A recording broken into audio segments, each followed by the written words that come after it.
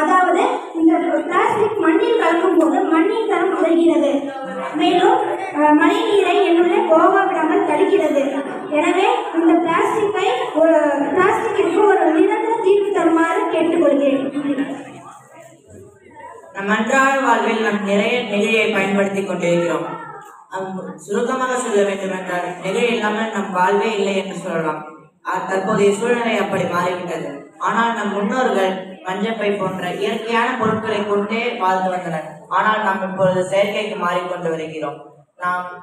நாம் பயன்படுத்தும் பிளாஸ்டிக்கை முழுவதுமாக தவிர்க்க இயலாது.